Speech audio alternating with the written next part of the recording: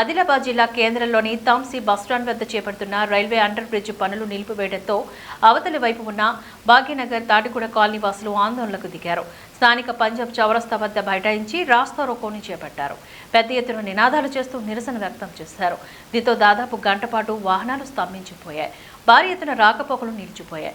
పనులు ఆపితే ఊరికినేది లేదని ఆందోళనకారులు హెచ్చరించారు.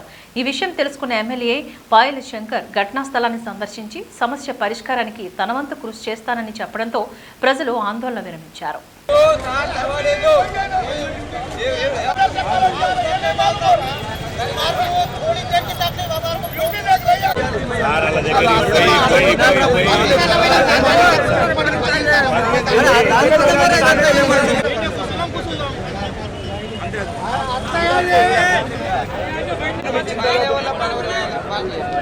సార్ ఇప్పుడు వాళ్ళు రైల్వే వైపు కలెక్టర్ గారు ఆదేశం ఇచ్చిండు పై పనులు చాలు చేయకండి, లీగల్ ఇష్యూ ఉందని చెప్పి.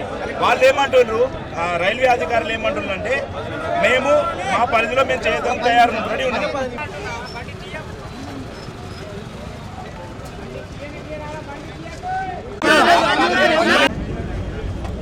దాదాపు ఆదిలాబాద్ పట్టణం సగభాగం రైల్వే పట్టీలకు అటు సైడు ఆర్యూబీ 2017లో ఆర్ఓబీ మంజూరైనప్పటికీ పనులలో ఆలస్యం జరిగింది, టెండర్లలో ఆలస్యం జరిగింది.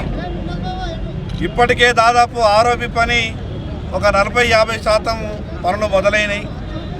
ఆర్యూబీకి సంబంధించినటువంటిది కూడా కొంత పని ప్రారంభమైంది. మొన్ననే ఇక్కడ ఉన్నటువంటి ఆదిలాబాద్ ఈ ఆర్యూబీకి సంబంధించినటువంటి ఈ మలిగీలకు సంబంధించిన యజమానులంతా కూడా వచ్చి మాకు కొంత ఇబ్బంది ఉన్నది ఆ సర్వీసు రోడ్ వల్ల అని మాట్లాడినప్పుడు మున్సిపాలిటీ, పోలీస్, ఆర్ఎండ్బి, రైల్వే డిపార్ట్మెంట్లతో తొందరలోనే ఒక మీటింగ్ ఏర్పాటు చేసి వాళ్ళకు ఉన్నటువంటి సమస్యని రాస్తా రోకో ఎందుకంటే సార్ ఇప్పుడు రైల్వే అధికారులు పనులు ఆపేసిండ్రు, అక్కడ లొంద తవ్విండ్రు. మాకు పోతందుకు తోవలేదు, మరి పనులు ఆగుతలేదు.